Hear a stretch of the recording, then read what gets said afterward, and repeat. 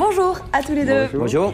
Une semaine sans audience à Nantes. L'action est assez rare. Les magistrats du tribunal de Nantes, soutenus par les policiers, dénoncent ça. On laisse sortir de prison un individu, comme le présumé coupable, sans s'assurer qu'il sera suivi par un conseiller d'insertion. C'est une faute. Ceux qui ont couvert ou laissé faire cette faute seront sanctionnés. Selon Nicolas Sarkozy, il y a donc eu dysfonctionnement dans le suivi judiciaire et policier de Tony Meillon, le principal suspect dans l'affaire Laetitia. Ce que l'on peut dire, c'est qu'avec les juges, Nicolas Sarkozy est un récidiviste assumé. Populisme de bas étage, dit l'USM.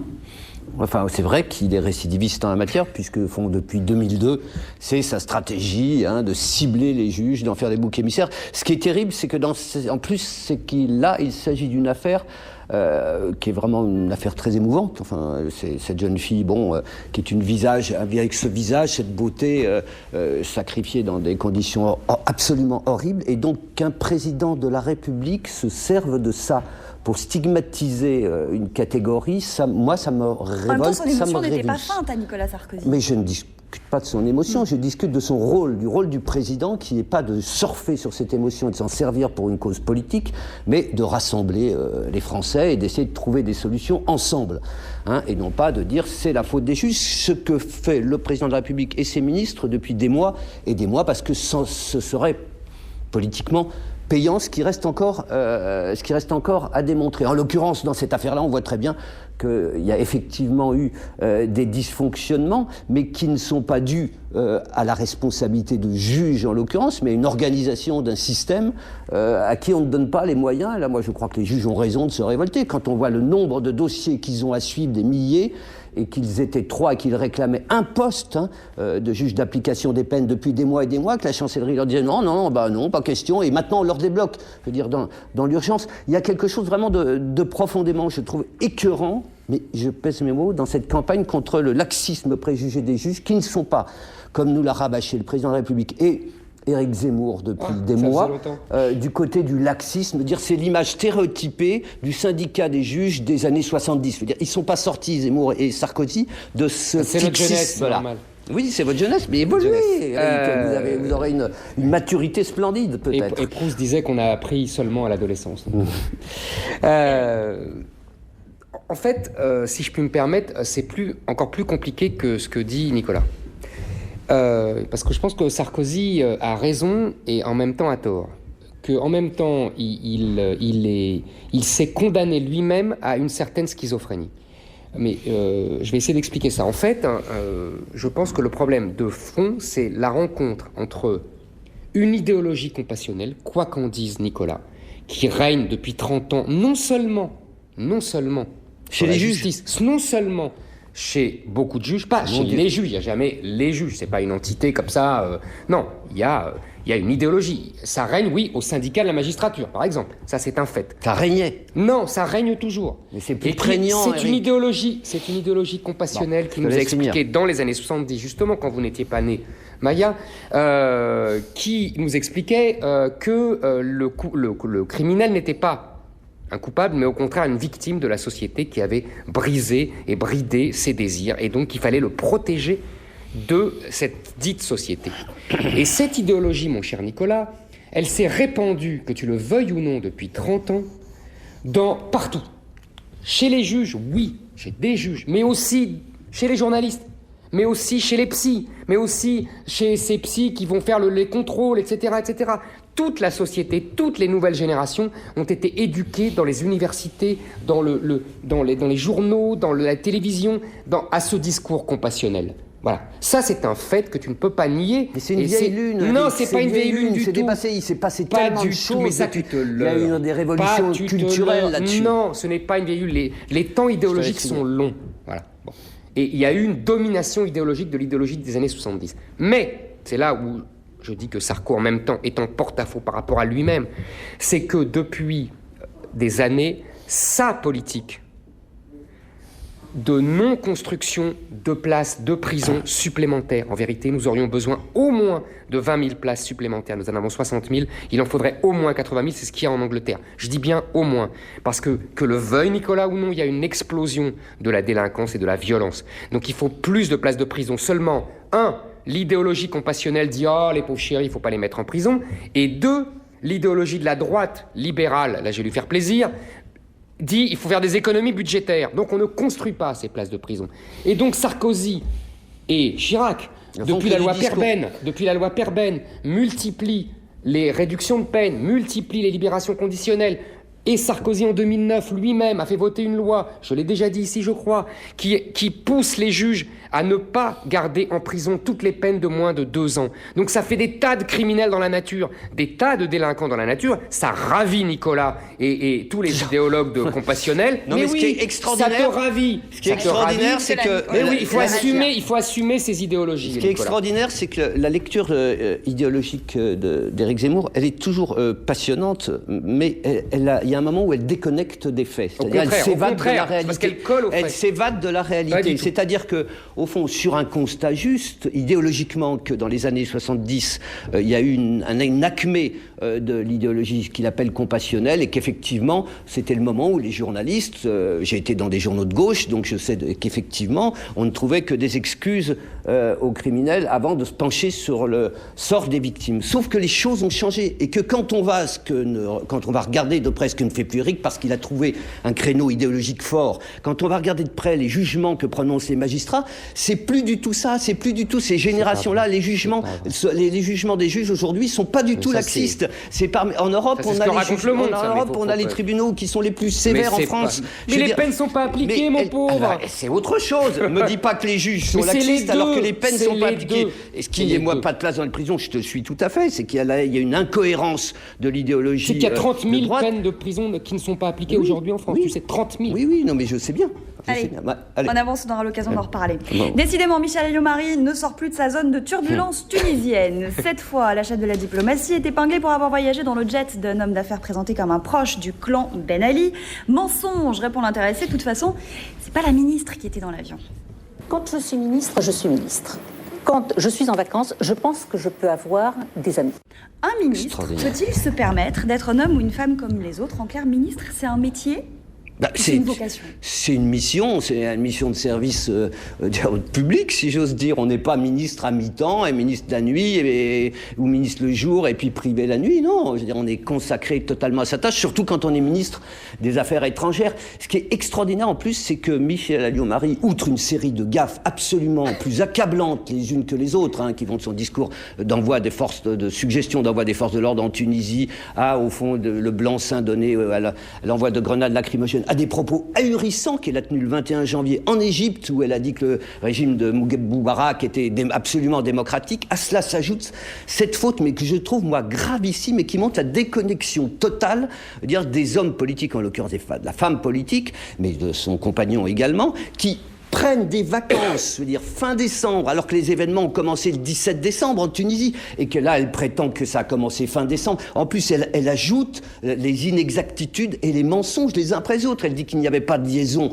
aérienne entre Tunis et Tabarka régulière. C'est faux, il y en avait. Je veux dire, je suis sidéré. Et en plus, prétendre alors que vraiment on pourrait être ministre comme ça quand on est ministre des Affaires étrangères, c'est absolument sidérant, je veux dire, et qu'elle puisse aujourd'hui et que la presse aujourd'hui en plus ne relève pas toutes ces inexactitudes, me semble également vraiment aberrant. Et enfin, je terminerai parce que là, on va retrouver peut-être un débat avec Éric.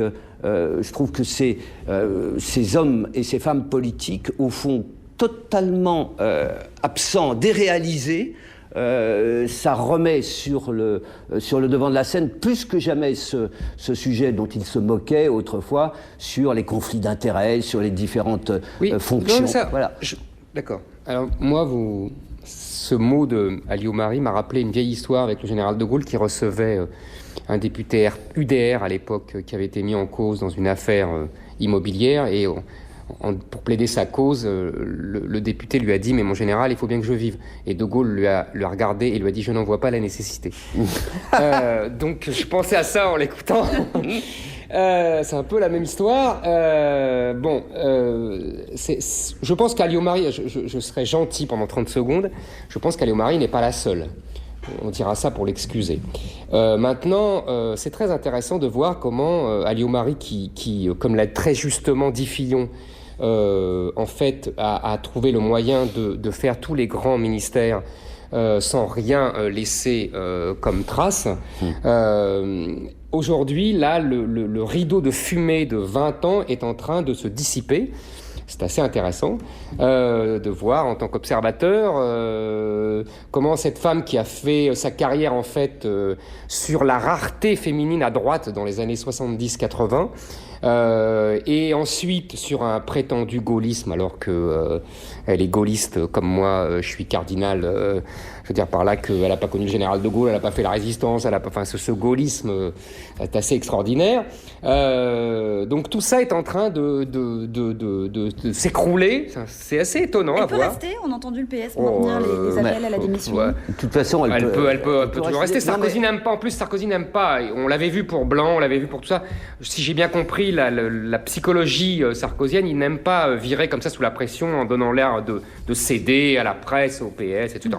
On avait déjà un ministre des Affaires étrangères, Bernard Kouchner, qui n'existait pas. Absolument. Elle est totalement il a la poisse, ce ministère. Voilà, c'est un ministère effectivement très, très difficile, mais elle a fait la démonstration effectivement, de son inexistence. Je cherche un mot qui ne soit pas trop blessant, mais je trouve ça pathétique pour la France et je trouve ça pathétique aussi pour nous parce que, au fond, il y a une culture de l'impunité totale dans ce gouvernement, alors même que Nicolas Sarkozy prétend à la responsabilité. C'est-à-dire qu'on tu es injuste. Regarde pas. Les autres ministres qui avaient été mis dans des affaires, le cigare, le machin, tout ça, ils ont dégagé 3 mois plus tard. Tu es excessif. Bon d'accord, il ne court pas en marathon, a parfois la mémoire qui flanche. À part ça, comment ça va, Jacques Chirac ? Je me porte très bien, je vous remercie. Je vous souhaite de vous porter aussi bien. Écoutez, bon après-midi, bonne journée. Restez pas dehors, il fait froid, vous avez peut-être remarqué. Bien. Bon, pas d'Alzheimer, donc comme l'a osé le JDD, qui doutait de sa capacité à pouvoir assister à son procès dans l'affaire des emplois fictifs. Ça vous a choqué, d'abord, ce dossier du JDD ? Le dossier ? Ouais. Ah non, pas du tout. Non, pas du tout. Moi, je suis en désaccord radical avec toute la classe politique qui s'est insurgée et la grande majorité de la classe médiatique, dont notre grand fleuron que je salue, Alain Duhamel, qui nous a expliqué qu'il n'y avait aucune raison de parler de l'état de santé de Jacques Chirac. Sauf qu'il y en a beaucoup. D'abord, il faut en parler, il faut donner des informations. C'est ça la question. Est-ce que ces informations sont sérieuses ? Elles ne le sont pas. On va y revenir. Mais je veux dire, c'est quand même un homme, Jacques Chirac, qui a voué sa vie à la France et qui en ce sens-là appartient aussi à la France toujours. Qui n'est pas redevenu un homme privé. Mais non, comme en plus c'est un sage parmi les sages au Conseil constitutionnel.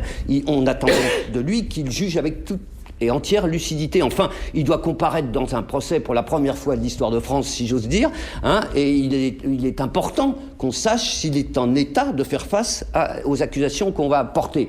Donc, moi j'ai trouvé que le journal du dimanche était tout à fait dans sa mission d'information et que beaucoup de ce qu'il racontait était parfaitement su. Il y avait des points d'interprétation qui étaient différentes. Moi, on m'avait raconté l'histoire du concert où il se manifestait en disant « c'est qui cette Madame Moutarde ?»